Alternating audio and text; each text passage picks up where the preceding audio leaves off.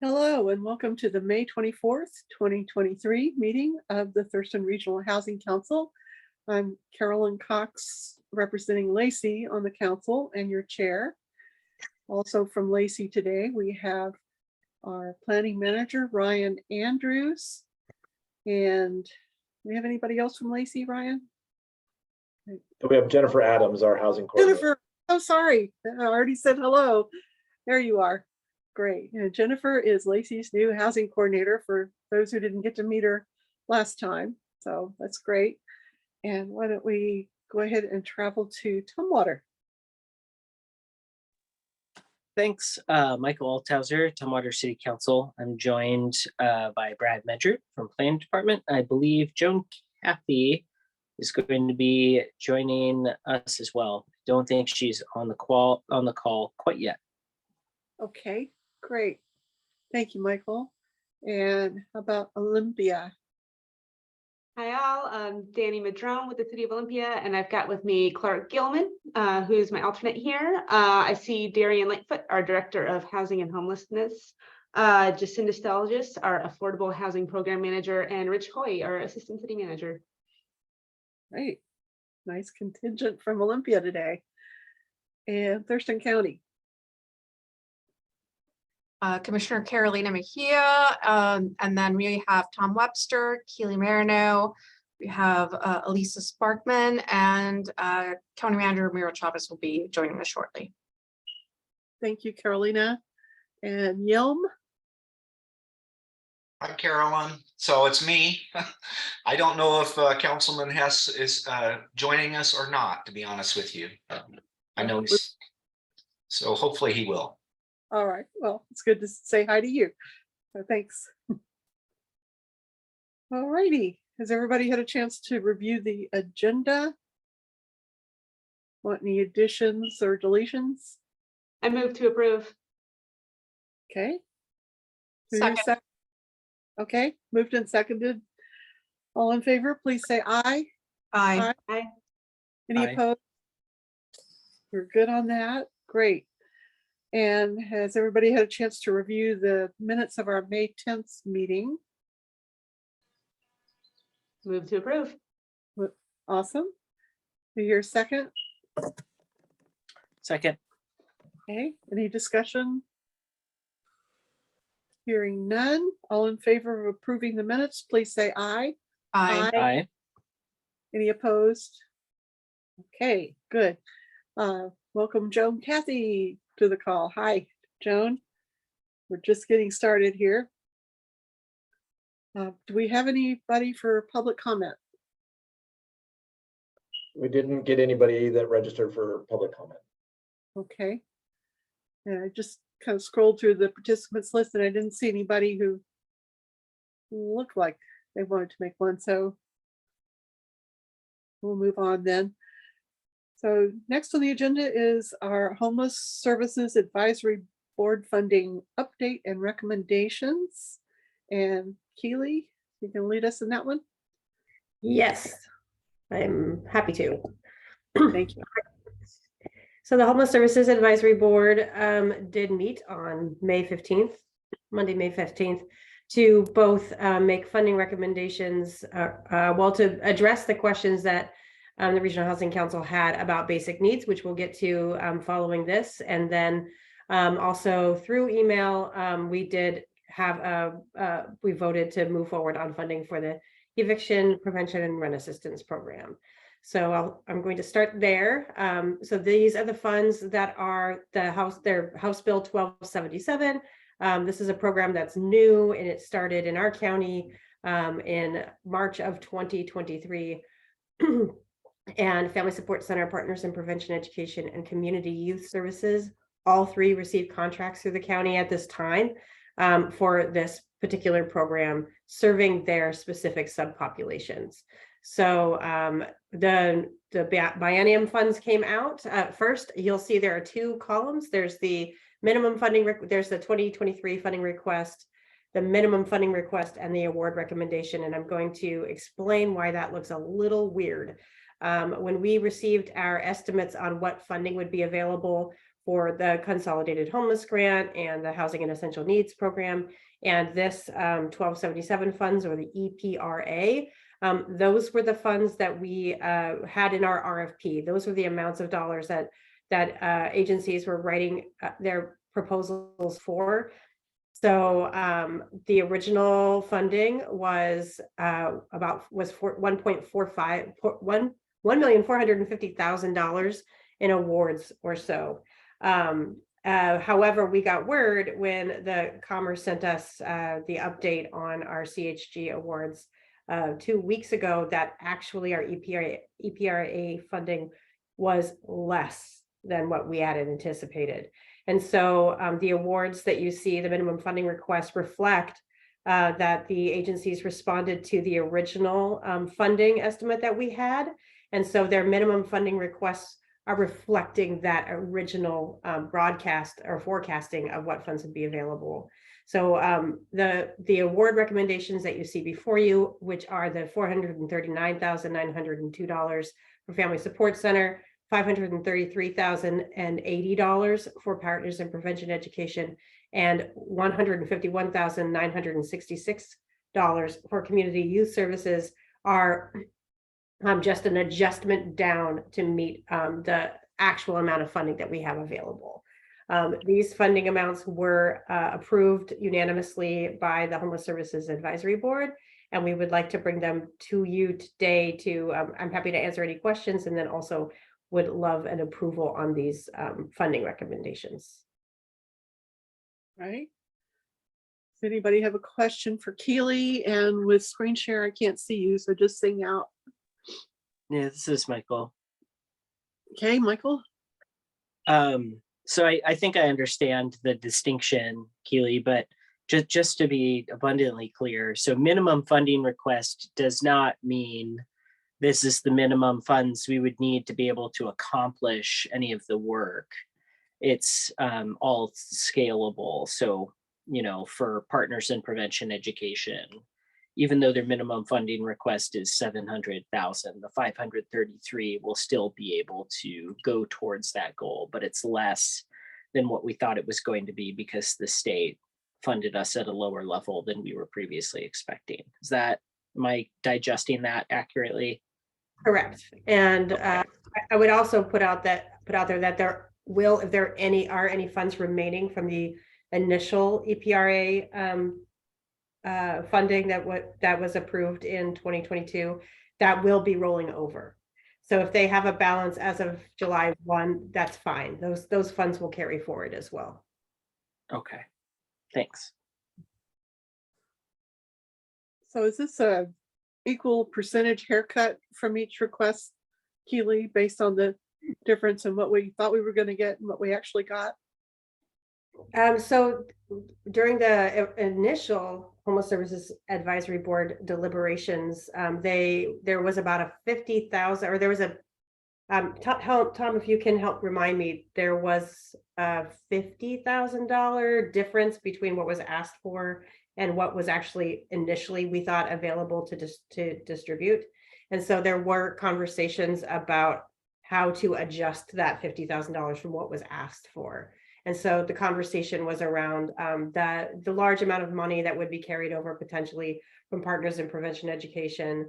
So removing the funds from PIPE and just to make up for the funds that actually weren't available. So it was mostly it was a pretty general conversation about how do we take this extra $50,000 out at the time. So Right. Yeah. Okay.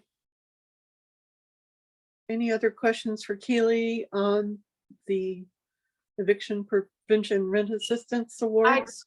I have a question. Yes. Keely, I'm wondering if you can, the average score with the award recommendation, how it came to those award recommendations numbers. Could you give us some background on that, please? For the average scores. Yeah, so these were the only 3 applicants for these funds, and they were very specific to their subpopulations and very deliberate in their application for the fact that they share policies and they share procedures amongst each other and also case consult. So they're working in partnership. And then we also, this is the first time we've had such an array of scorers. And so the scores were pretty diverse. So generally, like in years past, it's been the top tier or applicants, the top, I'd say 2/3 are within just a couple points of each other. Whereas this year, the scores did swing quite widely because we had 11 new eyes on this process. So the highest, the percentage of points that were weighted the highest were around importance to the community. And then the next highest was demonstration of how they've accommodated both internally within their agency and then in providing services from a racial equity, diversity, equity, and inclusion lens, meaning what processes have they implemented, what activities have they engaged in, what trainings have they done, how are they ensuring that they are addressing racial disparity in the homeless crisis response system. So those were the two largest point pools for these applications. So that wide swing from 91 down to 77, I would have to go through the scores and kind of look at the patterns there, but And so how do they connect with the award recommendation? Just seeing that gap between 91 to 77, right? But then looking at the award recommendations, it doesn't quite match. So I'm just wondering how those connected. I think the conversation is about this particular program. I mean, there's an understanding that is incredibly important, and it's significantly less than $30 million that we spent in TRAP in the last year. So I think they understand the importance, and so I think what they did was look at it from a perspective of, okay, yes, these are the scores, and this is the wide range. However, like families and single adults and youth need these funds.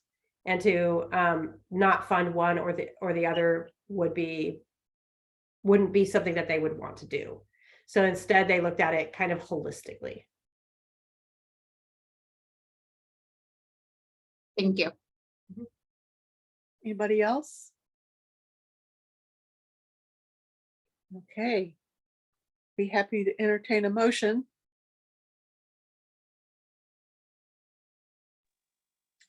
This is Michael. I move that we approve the award recommendations as presented. Is that adequate wording? Maybe we want to say what it's for. For the eviction prevention rent assistance funds for 2023-25 homeless services. Second. All right, it's been moved by Michael, seconded by Danny. Any discussion? Hearing none, all in favor of approving the awards as presented, please say aye. Aye. Any opposed? Motion carries unanimously. All right, Keely, we've got part 2 here. Right. And So Keely, I'm sorry, can I jump in and just on that EPRA, I do want to let folks know that Commerce has indicated that they're hopeful and we are expecting to have some increased funding for EPRA later in this year. So we're hoping to increase these awards. We don't know exactly when we'll receive those funds or the amount, but Commerce has indicated that they're hopeful. There's no guarantees, but we are hopeful that we'll be able to receive some additional funding under this bucket of money later this year. Tom, just for transparency, would those funds be distributed between these 3, or would you go out for an RFP again? We would distribute them between these 3 organizations and not RFP those. Okay, and kind of by the same percentage. Yes. Okay, formulation there. Okay. Any other questions? Okay, Keely. okay, so these will look familiar to you. This is the basic needs recommendations from the Homeless Services Advisory Board. Last meeting when we met, there were questions around minimum awards and what did minimum award mean? Did everyone get their minimum award? Or is it scalable, or are these funds that are necessary to provide the most basic function for the programs to operate? And then also there was an application that was incorrectly on staff side included in the basic needs when it actually belonged to the housing basic needs category. So we removed that, which changed some of the scoring. So if you recall, or you have a copy of the funds and how they were distributed as per our last Regional Housing Council meeting, and looking at these numbers, they're going to look a little different. And partly that's because of the ways in which we looked at the minimum funding request. We also took that $38,000 that was initially slated to be recommended to be awarded to sidewalk and returned that $38,000 to this pot in order to distribute it amongst the other amongst the agencies that were putting in applications for basic needs. So what you see before you are the new award recommendations from the Homeless Services Advisory Board.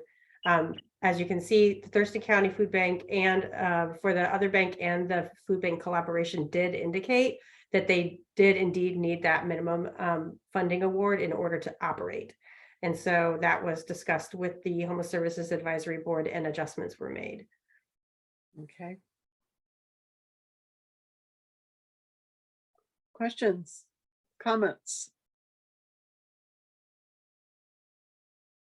I've got a quick comment. I'm fine how this is presented today because I'm familiar enough with these projects to know what it is we're funding. But I think in the future, you know, having brief summaries of what all of this is, so that when there's new RHC members or members of the public who you know are interested in what's getting funded, just to be able to provide just more information out there for what it is we're funding. But like I said, I'm okay with it as it is today.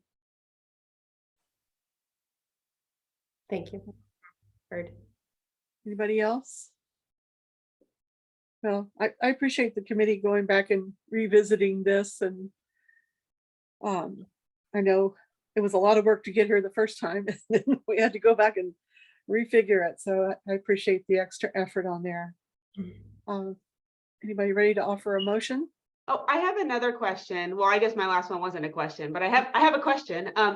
Last time we discussed how there was going to be some potentially additional funding from Commerce, and is an update on that going to come up on the agenda? Yes, that's coming up right after this. Excellent. Thanks. Okay. Again, I can't see raised hands and share screen. So anybody else have a question, sing out. Okay. Anybody want to offer a motion?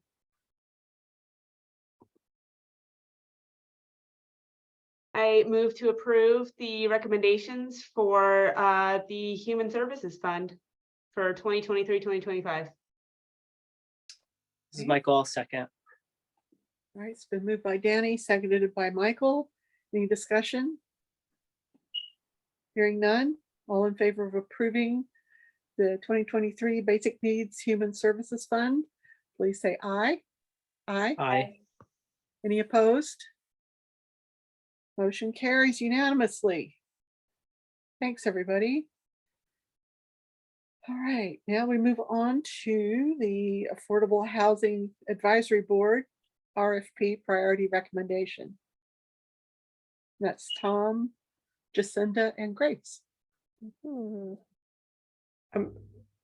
me, Chair Cox, there was I think a part of the agenda item for the recommendations for the Homeless Services Advisory Board was also just that quick funding update was tagged onto that. Oh, I believe. I'm sorry, it's not showing up on my agenda, so go ahead then. Just really quickly. So we have received word from Commerce, and that was Thursday, immediately following our last Regional Housing Council meeting. So they sent a memo around early Thursday afternoon to 2 Thursdays ago, indicating 4 different strategies that are legislative, that would be backfilling funds that were either sunsetting or there was a revenue a shortfall in the revenue because of the document recording fees. So the first action that they took legislatively was to create a new fund, which is the Housing Services Fund, I believe. I might have that wrong. Emergency Housing Fund. Thank you. Emergency Housing Fund. I'm like, there's so many housing things. And that fund for this year, this fiscal year, will be coming through a federal source of funding from HUD. And ongoing, it will come from the state general fund. And so it's $55.5 million each year. And it's intended to backfill the loss of and the sunsetting of the Shelter Program Grant, which is sunsetting here on June 30th, the Emergency Solutions Grant COVID, which was a one-time infusion multiple times, but those funds are leaving. In the first year, 2022 or 2022, the House Bill 1277, those funds were earmarked. I can't remember the total amount for emergency hoteling and rapid rehousing. Those that is also being backfilled, and then some of the 2163 document recording fees. So Commerce asked each county to fill out a spreadsheet, basically providing them with a budget of the gap that we have remaining because of the sunsetting of these funds, as well as the document recording fee gap. We reached out to our providers that have grants that were active and programs that were active as of February 2023, as per the legislation, to create that budget and then to identify those gaps as what would be needed to operate these programs at 100%, and then what is the difference between what funding we do have available and what we no longer have available.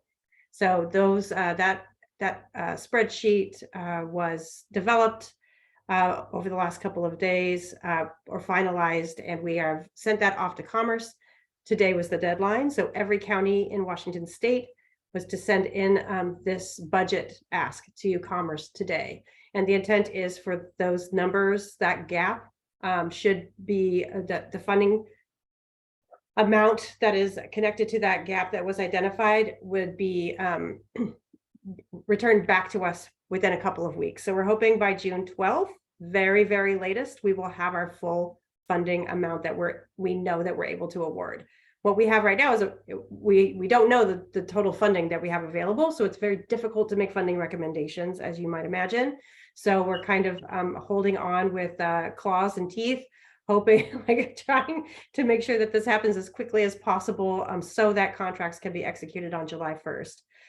Quickly, the other three pots of funding that they sent to us, one was the Consolidated Homeless Grant Standard. So that reflected what we would expect to receive for the housing essential needs, the Consolidated Homeless Grant, as well as the 1277. So that amount of funding, that's where we discovered that we had less funding for 1277. Again, Tom mentioned that we have been told that there will be more of those funds coming to us. We just don't know how much or when or how. The third is an increase in CHG funds legislatively, 6.5% for inflationary purposes to ensure that the workforce is adequately compensated. And this was a legislative action, I believe, that was spearheaded by Representative Macri. We did receive that funding gap, what that looks like, how many funds that we can distribute based on this inflationary increase for consolidated home grants funds. And finally, just document recording fee backfill.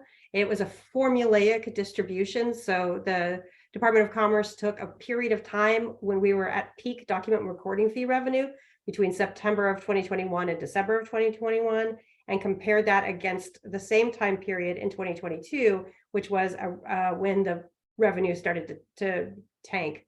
So September 2022 to December 2022, compared those and provided us with a percentage of that revenue loss also. So the only thing we're waiting for at this point is for them to come back with that emergency housing fund to be able to formalize this the award process. I'm having a very hard time with words right now. So thanks for your patience. Any questions for Keely, Michael? So in terms of quantifying the gap, if it was 100% of what the awards were, does that not take into account caseload growth or like any year over year increases with expenses? I mean, everyone's dealing with inflation, whether it's people at home or service providers or what have you. Are there any sort of modest increases built into that so that we can kind of keep up with the cost of living for providing those services for providers and staff? So I'm filling out the spreadsheet, and we were taking what agencies had been either awarded in the past year or what their program budget was for 22, 23 for each specific program. And then we automatically added 6.5% increase as well. So these Okay. funds are not CHG, but we did adjust for that 6.5% on our end. Okay. And we expect that the pot statewide is big enough that counties who are responsive to this request will actually get 100% of what they're asking for. Like, We certainly hope so. I mean, I hope so too. Just seems like a lot. I mean, that's great. That's fantastic. Because I mean, you know, it's a dire circumstance otherwise, obviously. But okay. Yeah, I'll just jump in and say that Commerce has indicated they're hopeful that they think they'll be able to fill that gap, but they haven't really seen what all these counties, what we've all submitted. So I'm not 100% convinced it will be 100% of that gap, but hopefully we'll get pretty close. And Yeah. I would kind of add that I think with our community having the local home fund contributed has been a huge benefit, and I am cautiously optimistic that we will be able to completely fill that gap once we add in the local home fund dollars as well.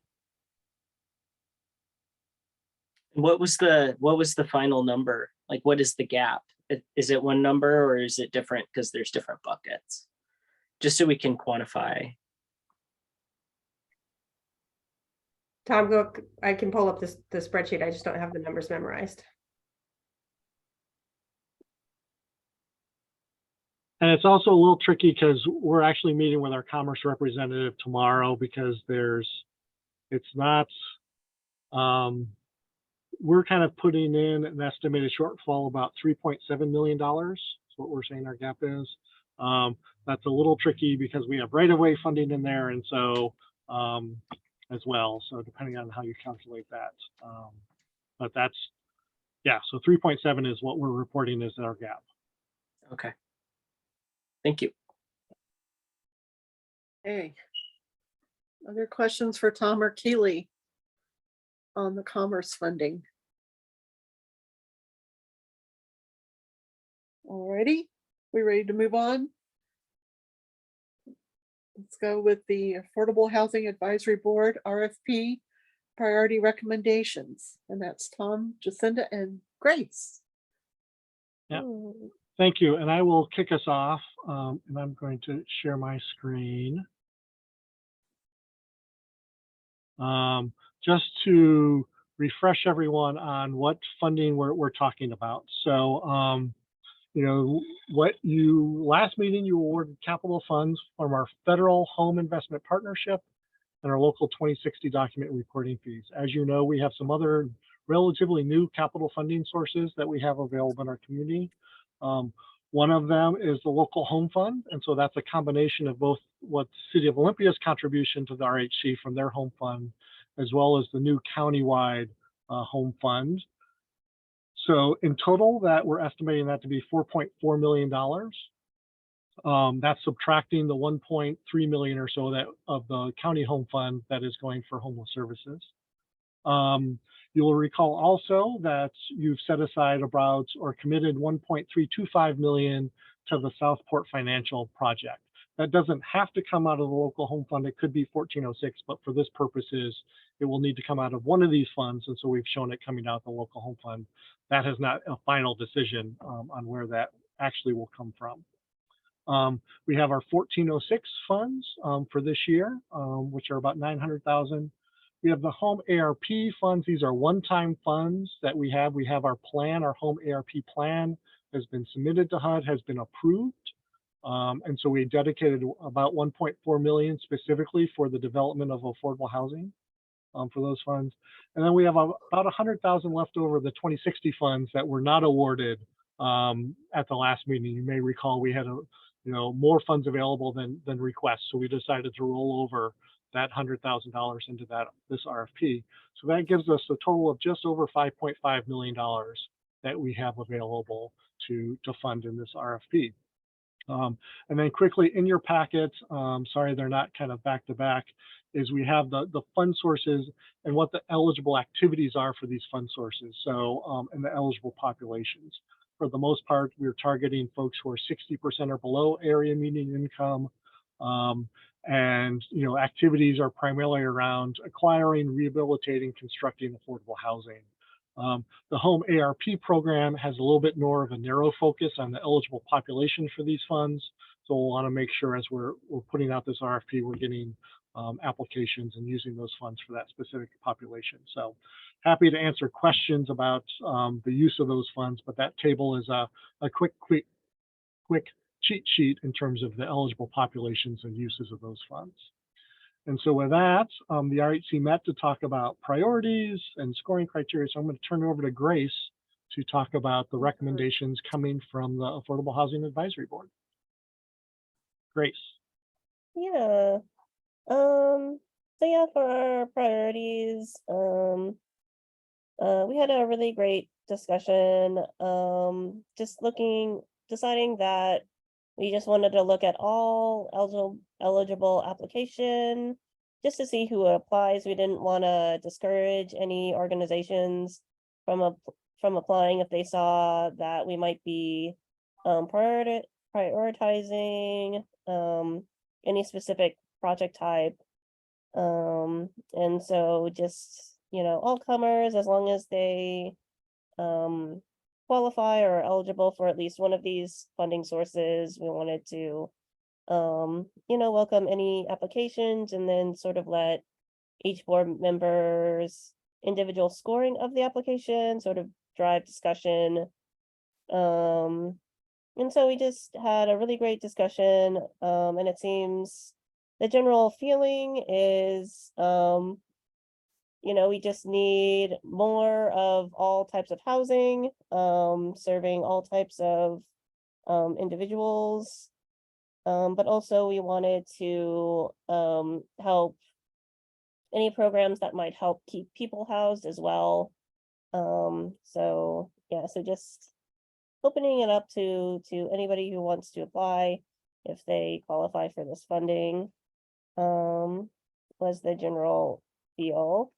And then for the priorities, we sort of reallocated some points, moved some points around.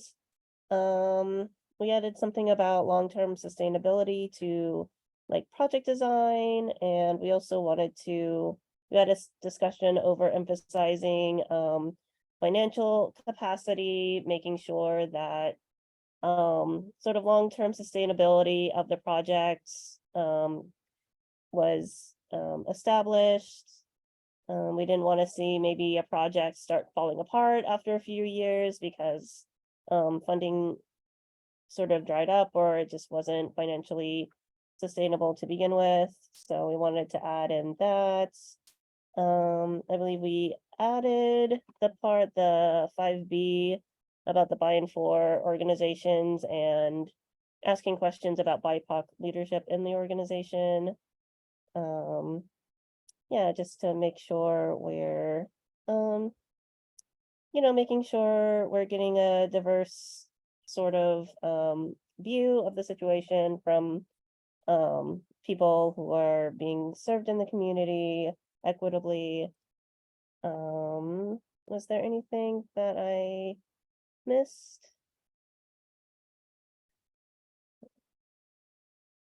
I don't think so. That was the big one. So just to reiterate, the group is recommending a reduction in the importance of the community. Previously was scored at 25 points. So they reduced that to 20 points.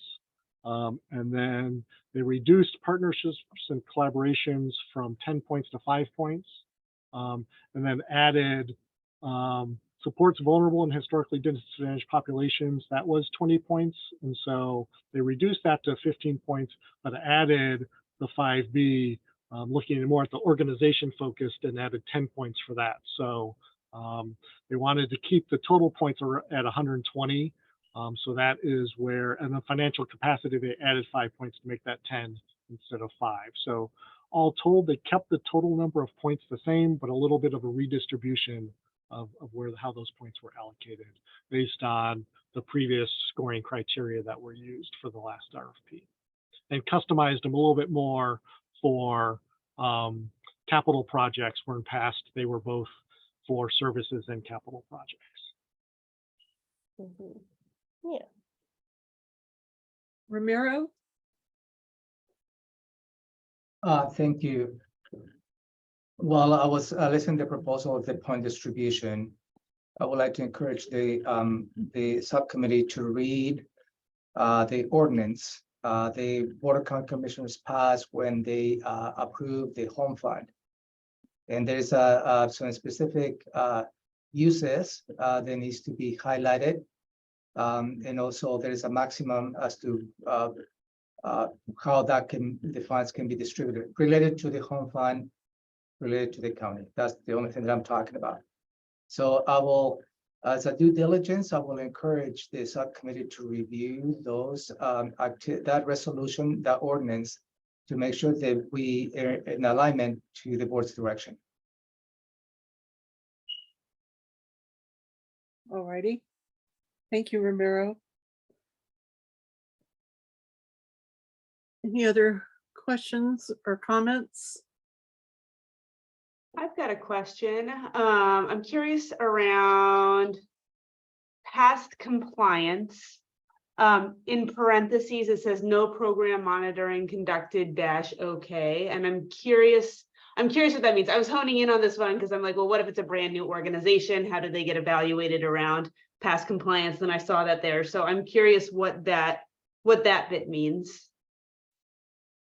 Yeah, so we've used this in the past. So if this is our monitoring, if we haven't gone out and monitored them, we didn't want to penalize them for not being monitored. So only if they've have existing findings from a monitoring, they would not receive those points. But we didn't want to penalize someone for not, they don't have control over whether they're monitored or not necessarily. So Great, that's what I assumed that meant, but it wasn't like 100% clear. So thank you. All righty. Any other comments? Well, I believe if I interpreted this correctly, staff is looking for us to approve these priorities for the RFP going out for the summer funds. yes, that is correct. Our hope is we would then bring this to the Board of County Commissioners. We're hoping to issue that RFP by June 9th. And I want to respond a little bit to the county manager's comments, and we can work with them to make sure that the RFP will incorporate the requirements of each funding source within the RFP, including the priorities that are in the ordinance. So that will be, we'll make sure to incorporate in the request for proposals the language that's required under each fund source, including any language from the ordinances that set out priorities specific to those fund sources. Okay. And Ramiro, I'm happy to work with you if you've got additional comments that you want to see. We're happy to work to make sure those get adequately addressed. Everybody comfortable with where we are on that? Can I have a motion?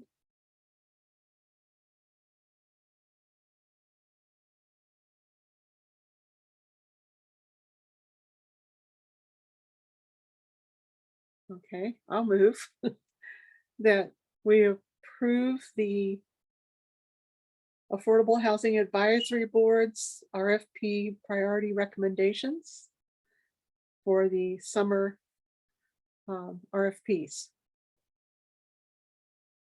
I'll second. Any discussion? Hearing none, all in favor of approving these recommendations, please say aye. Aye. Any opposed? Motion carries unanimously. Thank you and nice work, Affordable Housing Advisory Board. Righty. Next up, oh, we're ahead of schedule here. This is good. Tom has tech team preliminary discussion for our annual work plan. Yes, thank you. So last week, the REC Tech team met. We had a planning session. So got together for an afternoon and really dived into moving forward with the RHC and some things we want to talk about. And so one of the things really that the interlocal agreement calls for is for the RHC to develop an annual work plan. And that's something, as we've been getting up and running, we're really focused on getting the advisory boards working and the RFP processes, but want to develop a process for creating that work plan for the RHC. So just wanted to, we've started those conversations, so I'm going to share my screen again. What we have come up with is a format that we'd like to bring to you for developing and tracking and implementing an annual work plan. So the idea would be to come to you with the table kind of identifying individual projects, annual projects in a sense, even though they may last for more than a year, as a priority for the RHC to look at, with a brief project description, identifying which jurisdiction would take the lead in developing that, a rough ballpark of estimate of the level of effort, hours, a time frame for when we hope for that to be completed, and then linking that whether to the the 5-year homeless response plan or maybe the assessment for fair housing that's just been approved. And so our idea is, what are the top 2 or 3 things, perhaps 2, 4 things that the RHC wants to work on for the year. As an example, one of the things that we've talked about as the group is doing a crosswalk between all the jurisdictions' housing action plans, and then identifying what are some common things that perhaps the RHC could take the lead on or a jurisdiction could take the lead on in moving forward. That one jurisdiction perhaps could take a lead on a specific kind of policy or something that's common across across all the housing action plans. Or maybe there's something in the assessment of fair housing that we want to move forward on. Or moving towards a more independent RHC. What are the next steps that we need to take as an RHC to move towards a more independent RHC body that was talked about at the retreat last year? So those are the types of activities that could go under this individual project category. Next are ongoing activities. What are the things that we do kind of every year? The RFP, the funding processes would go in here. So identifying what are those things that we have to do every year on a regular basis. Again, identifying some of those key issues. And then really a parking lot, low priority on hold projects, those things that we know we want to do, but also recognize that we probably don't have the capacity to do now. But if an opportunity came up, if Commerce threw some money at a particular activity, or if there was an opportunity to address that, we wanted to keep it on our radar to take advantage of those opportunities as they arise. But maybe in a future year it would elevate to a priority. So wanted to present this framework to you. And so, all right, the tech team's next steps would be to develop, kind of fill this out with some options for you. And then we like to bring that back to you for a discussion to really, here's a list of, I don't know how many we come up with, 5 to 10 individual projects. Here are the maintenance, and then have a discussion with you of what are your priorities, what are the things you want to elevate for your work plan for this year, and allocate how those things get assigned and tracked. So tonight, just wanted to present this to you, get your feedback to see if this is helpful, if there's something missing, something that doesn't sit right with you'd like to see, any comments, but also want to open it up to all the tech team members to see if there's anything that I missed that we talked about in thinking through this. I think in terms of timing, ideally we would do this annually. We're kind of in the middle of the year, so I would imagine that this first one may be an 18-month, 16 months. By the time we get it approved, it may be kind of late 2023, 24 work plan, but the idea would be that, you know, at the end of each year, we would develop it and it would be an annual work plan starting probably on a January 1st through December timeframe. But that's up for discussion as well. Darian? Yeah, I just want to add that at the RHC work session that we had a lot of great ideas to plug into this.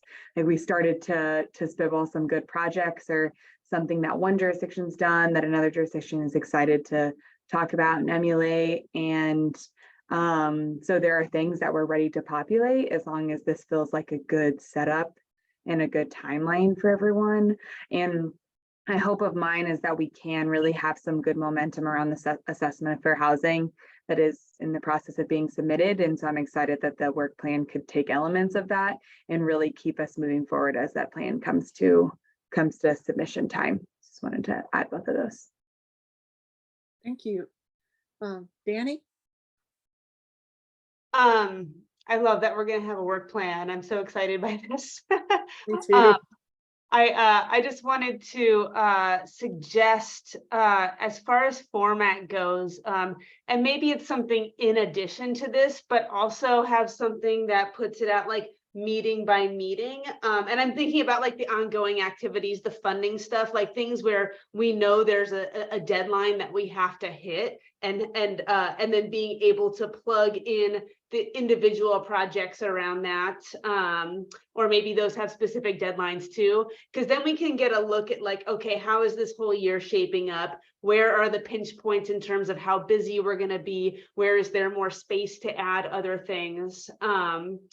That's just a recommendation on just how the information is presented. And yeah, I feel that low priority on hold projects one. We've got that for our land use committee in Olympia too. Just the TBD list, to be determined, where the things that we would really love to dig into, but we just don't see where it's going to fit in. I think it's a really good idea to keep that running list of parking lot items, because one thing that we found is that sometimes something needs to come off our work plan or is delayed, and a space opens up and we can move things around. And it's just good to have that list there.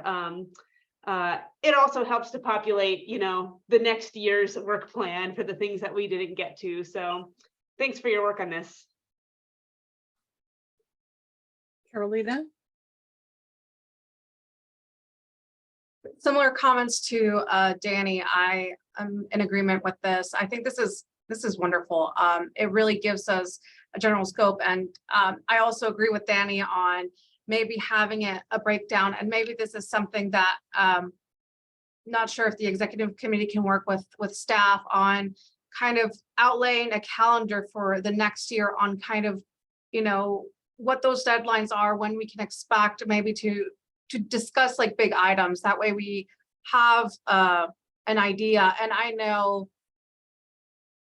usually from experience, things come out of nowhere, and then staff is working kind of on a very fast basis, right? And maybe having those points where we have those meetings where we're able to accommodate those fast decision points, and not have to push it out. So I think this is great. Thank you all for your very hard work.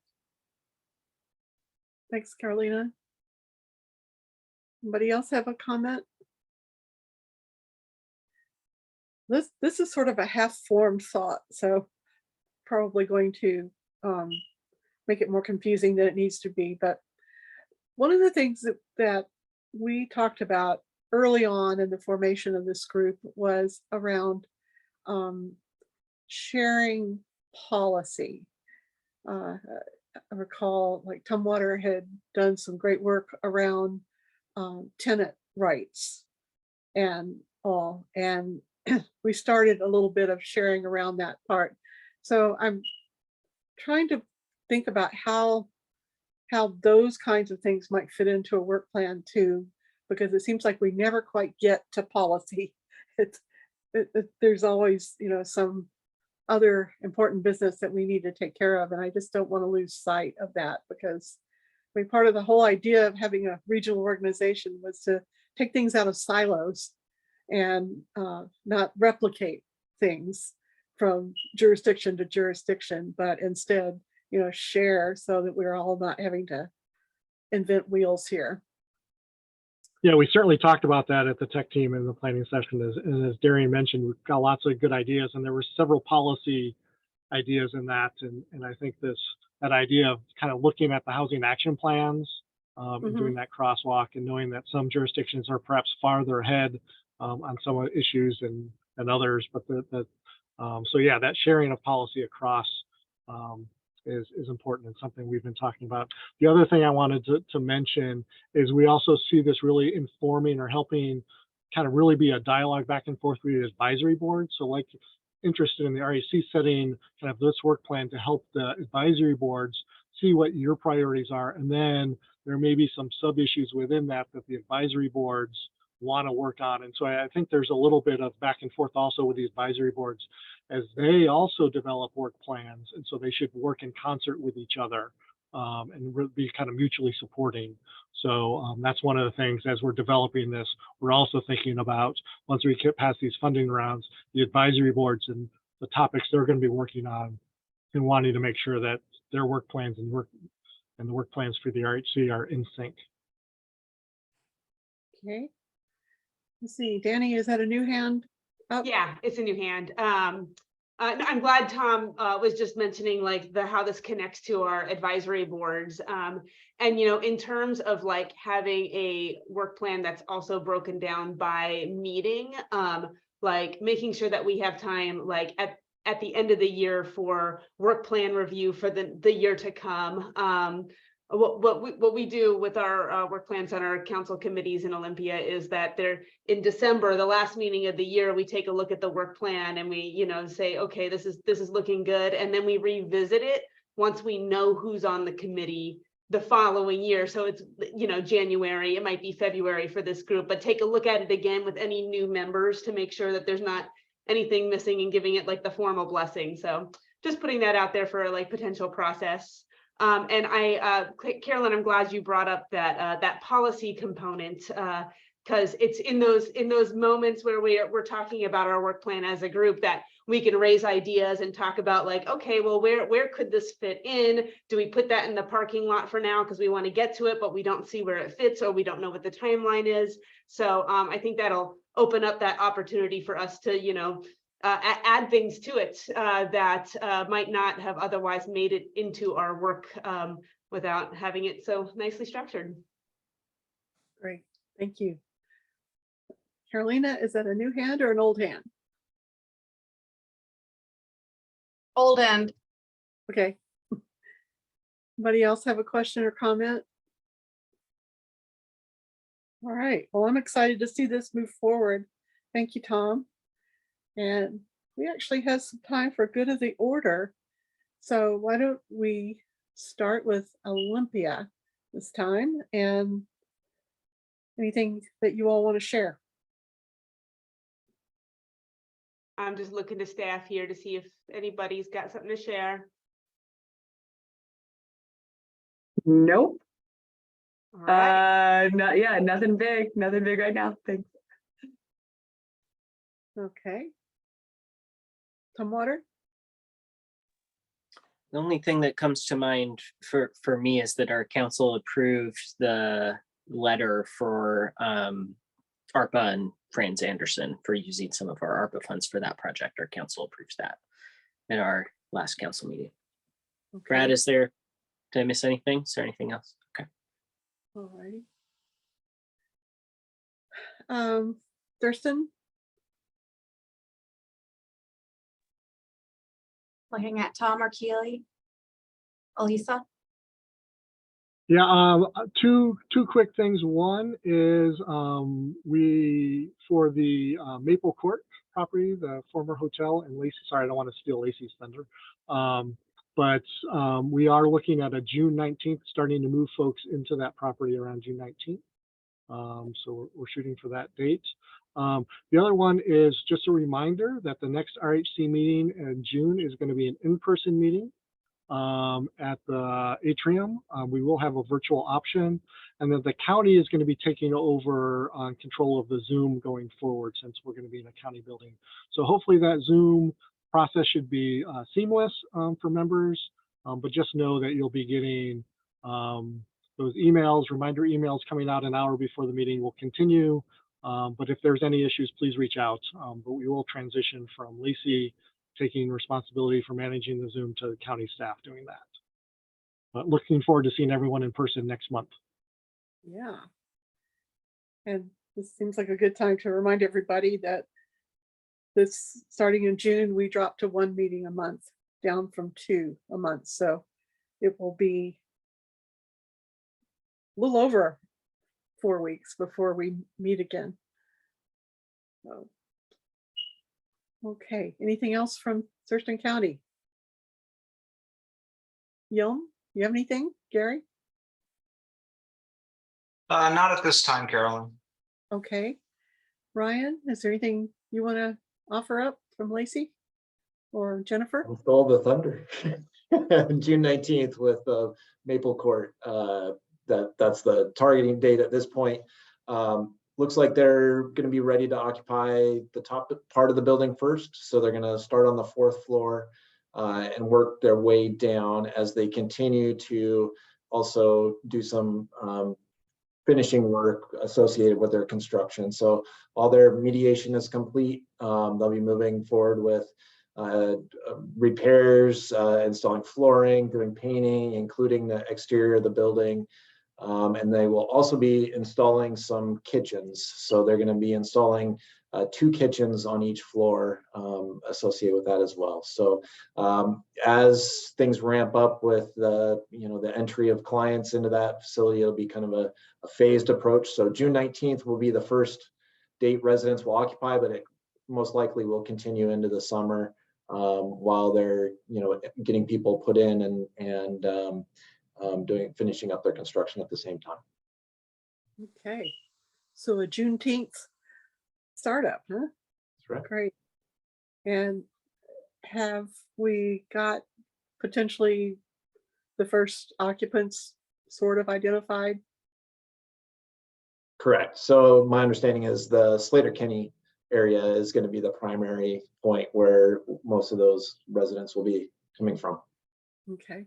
Yeah, and Olympia Outreach Team and OliMap and Lehigh are all working together to get information out to residents now, talking about program rules and how the site is going to be set up and transition, and just really early and often education that really helped us with the closure of Vinson Road, just getting information out quick, and then talking to folks about transition groups.